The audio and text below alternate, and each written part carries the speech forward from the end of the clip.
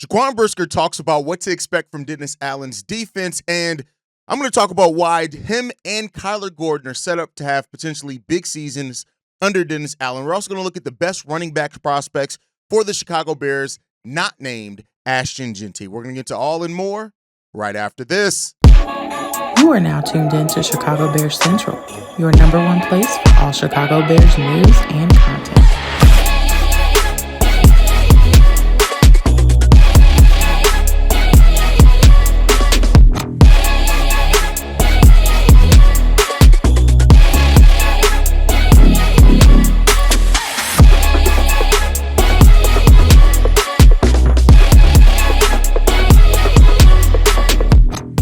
What's going on, Bears fans? Welcome to another episode of Chicago Bears Central, your number one spot for everything Chicago Bears related. I'm the host, Derek Hayes, but more importantly, you guys can follow the channel at Chi Bears Central on every social media platform we happen to be on.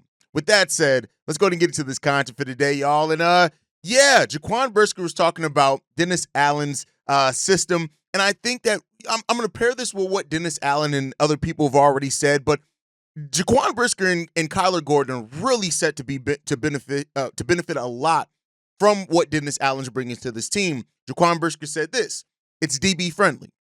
It looks like the defensive backs are going to make a lot of plays and fly around. Sometimes he's aggressive, sometimes he's not. He's changing it up. And then I just know he's been top 5 over a couple of years. His defenses have been great. Well, last year we ended up playing left and right, so I got the best of both worlds. I played free safety and strong safety, so me and Kevin Byard are looking to do the same thing, moving around and flying around. And, obviously, they're going to blitz me and things like that, do different things. So I'm definitely excited to see what's going to happen with positions I'm going to play, especially on the third down or whatever. It's going to be very exciting, especially since it's DB friendly. I've watched their film, and I saw that sometimes they have 7 DBs in there, 8 DBs. I could tell he loved his DBs. This is music to my ears, right? And let me say why, right? Not only, first and foremost, for any type of big season from Jaquan Brisker, it means that he has to stay healthy. And that's some out of his control. Like last year with the concussion, if you go back and look at that play, he did nothing wrong, right? He didn't do anything. He wasn't playing willy-nilly to cause me to get the concussion. But first and foremost, just because of fairness, and I know people are going to ask, comment, for anything of a big season for Jaquan Brisker, it's going to have to come with him being healthy. But one thing that we even saw under Matt Eberflus is how he did use Kevin Byard. Him and Kevin Byard and Jaquan Brisker, one was inside the box, one was outside the box. They fluctuated in how they use it back and forth. That's where you hear Jaquan Brisker say he was able to play free safety and strong safety. It just depended on how the system was made up. Dennis Allen is a lot more of an aggressive play caller. That's why when you hear things like they're going to blitz him, they're going to blitz more, right? Matt Eberflus, Eric Washington, whoever you want to blame on it, right? They were very, conservative play callers in regards to how often they blitz, right? Now, some of that was the pressure on the defensive line and linebackers or whatever. And I think that Jaquan alone and being able to be used inside and outside the box is going to have a great season, right? If he can stay healthy. And having him and Kevin Byard are two people that can really fluctuate inside and out like that is going to be huge. You guys know I do want to see the Chicago Bears go out and get another safety somewhere in this draft for the future so they can maintain the same thing. But that alone is going to bring the best out of Jaquan Brisker, again, as long as he can stay on the football field. The place where Kyler Gordon plays into all of this, right? The Bears are going to run a lot of 2 linebacker sets to what Jaquan Brisker is talking about, where you do have a shit ton of DBs out there at times, right? It's going to look really crazy in how they line up and things like that, but it's going to allow Kyler Gordon to use his speed to come around from that outside and run blitzing, pass blitzing, and just overall in the run game as well, right? You pair into that with the flexibility that we have in that cornerback room. Tyreek Stevenson, Jalen Johnson, Terrell Smith, Kyler Gordon. You have also having, Kevin Byard and Jaquan Brisker as the DBs there, right?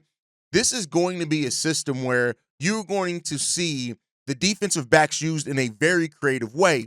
When you pair with that, the now rotation that we have on that defensive line up front, that could be even more strengthened by what we do in the draft with already having Grady Jarrett there and Javon Dexter, Montez Sweat, Deo Dinyingbo, right? We got those Billings coming off the bench, right? This defensive system is going to be so creative that I know that the offense is going to get a lot of talk. It's going to get a lot of the notice. But I really think that this defense is going to be kind of what I was hoping the defense was going to be last year. Now, between health, conservative play calling, we didn't get that. But between the number of players you can have inside and outside the box, between the looks, the different looks you can throw to defenses, right? One thing that the Bears defense has never really done under Matt Eberflus, even when it was performing well, is that it didn't really play the chess match well. Dennis Allen is going to be able to show blitz, but maybe not actually play blitz, right? Run that cover man combo there, the zone and man combo, right? Like they're going to do some of that. Kyler Gordon and Jaquan Brisker are going to be so instrumental to that because of the way that they're able to cover ground and how they are both able to be used in blitz packages as well. This is going to be something that if it hits right and the balance is struck really well there, it's going to be amazing to see these guys be able to do on paper what it seems like so far, right? So this is for the football mind, for the X's and O's guys, for those type of guys, this is going to get really, really creative, as well as potentially, Tremaine Edmonds. Hopefully he has a bounce back year, right, and has his best year yet under a Dennis Allen system. Because if you're also able to use Tremaine Edmonds more in coverage where he was best right before the Bears signed him, that's going to be another wrinkle to this defense that could be there. You already got the dog in TJ Edwards, right? I do expect another linebacker to be drafted in here as well, or maybe there feels some confidence in Noah Sewell.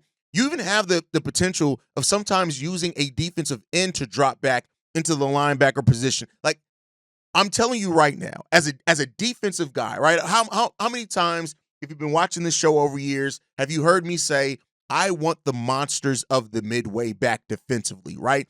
This is one of the best opportunities to get there. And like I said, this is all with just already what we've done through free agency and what we've had before. This isn't even taking into consideration what if the Bears do go out and get a defensive tackle? What if they do out there and get another edge? What do they do at linebacker? What do they do at safety, right? Like all of this. And when you also pair in the fact, some of the rumors we've heard of potentially Will Johnson being on the Chicago Bears draft board, still don't know how much I personally believe that, but it could add some credibility to that, especially if you're hearing that Dennis Allen wants to have a crap ton of defensive backs out there at the same time. So there is a lot that's going into this right now. And, I know that Ben Johnson, rightfully so, I want to say that it's rightfully so, is going to get a lot of the attention on what he can do for this team with the offensive side of the ball. But make no mistake about it, part of the reason he went out there and got a veteran guy like Dennis Allen, whose defenses have always been really, really good, is to add into the fact that we can be as creative on the defensive side of the ball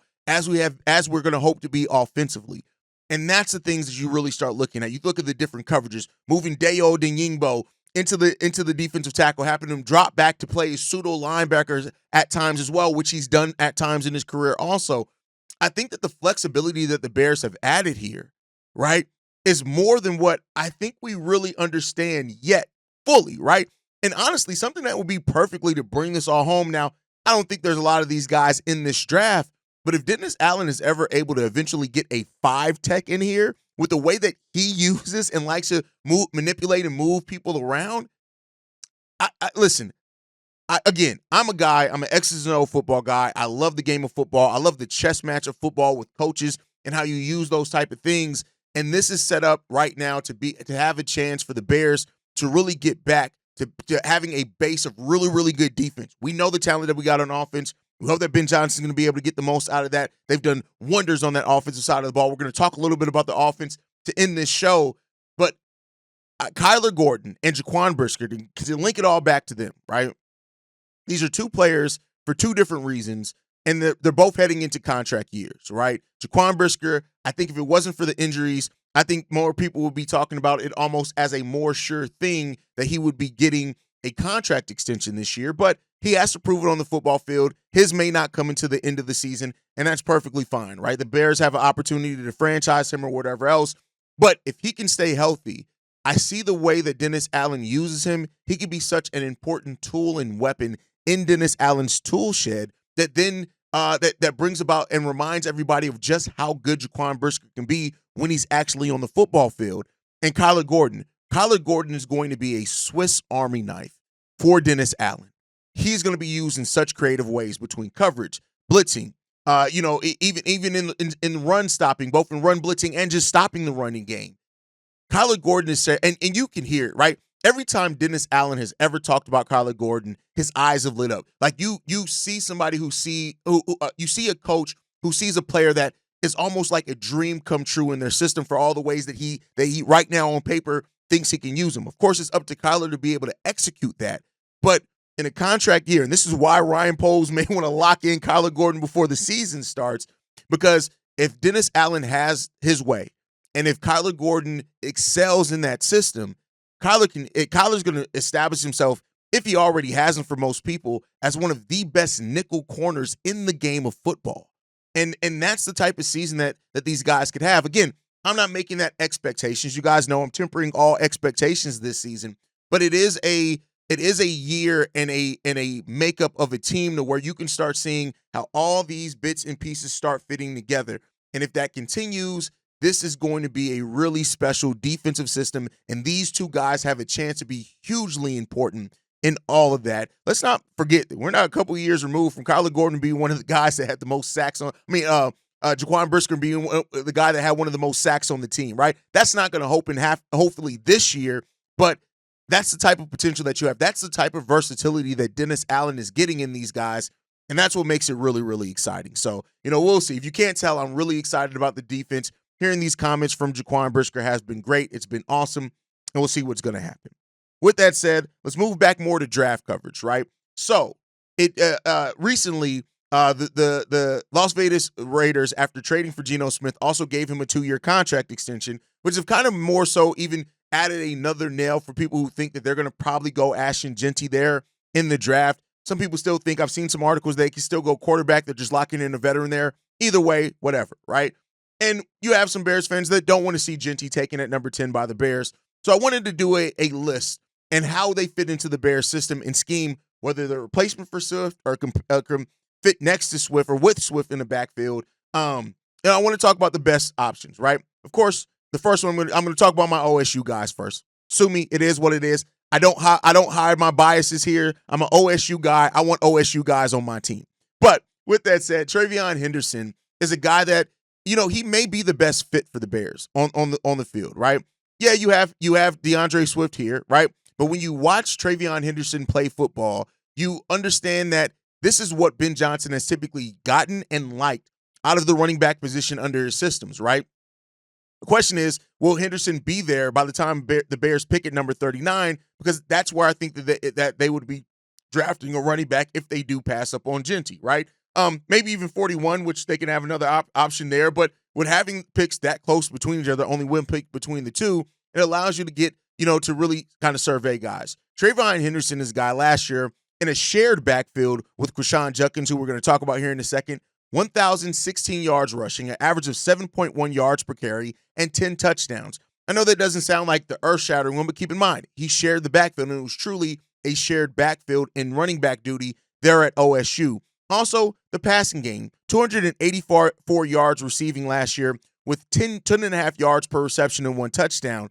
The year before that, he had 229 yards, average of 12 yards per reception there. He has that upside of being able to be used as a dual threat running back, which is really big, especially under Ben Johnson's system, and overall in adding depth to your team, and that's what you want to have, right? So TreVeyon Henderson is a guy that I do think you could make a conversation for being the absolute best fit overall in Ben Johnson's system.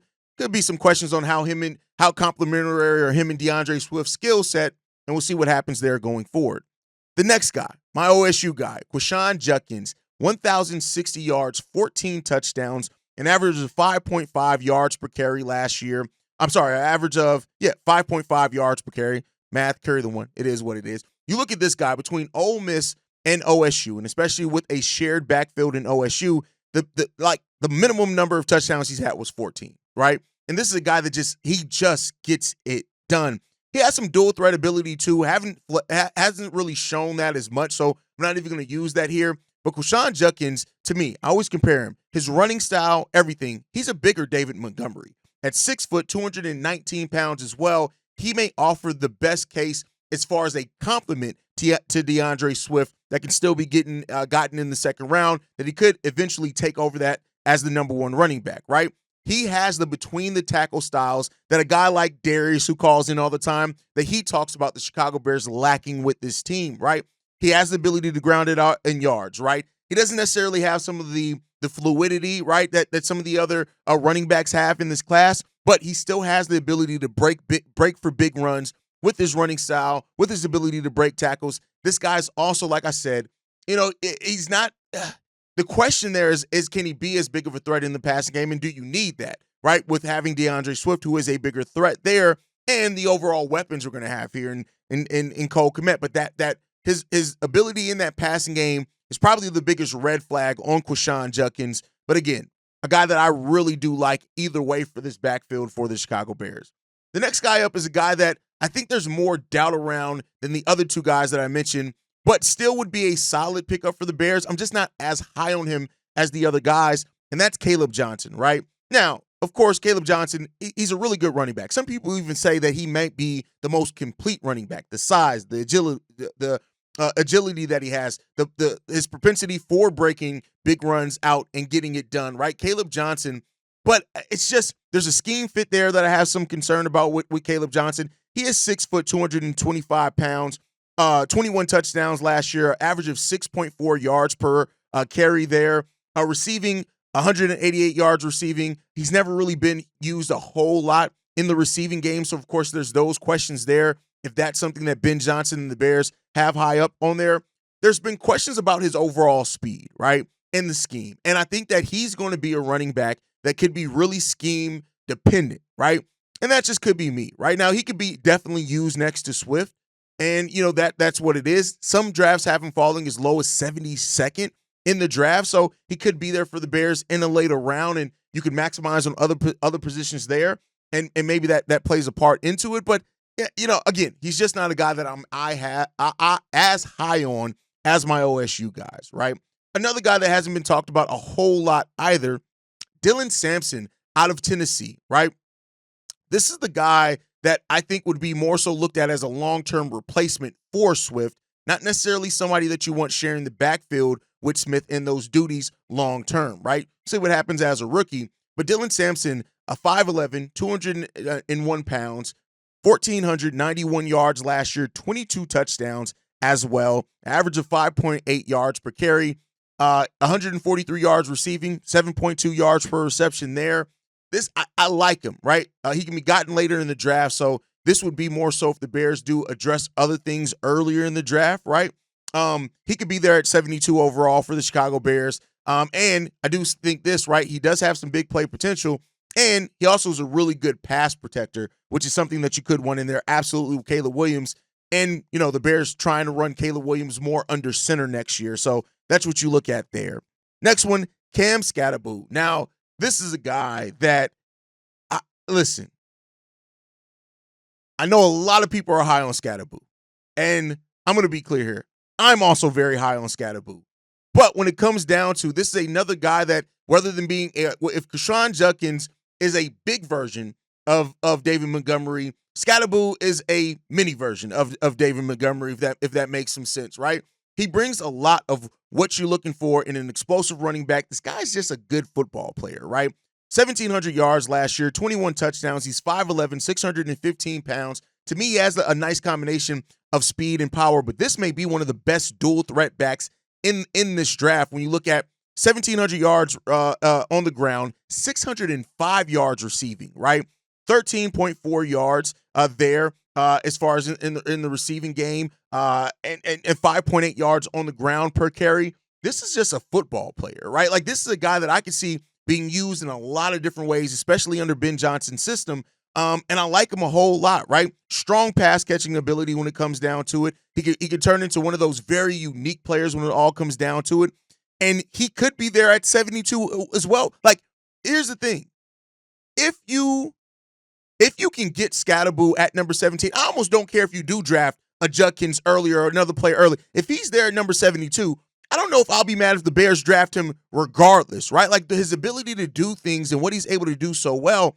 Some of the questions around him is his speed. Some people have that question on him when it comes down to it, but Scatterboo is a guy that I know a lot of Bears fans like, and he can be gotten later in this draft, and that's why you have some Bears fans that look at it and say, why spend number 10 on Jeanty when you have this type of talent in this draft?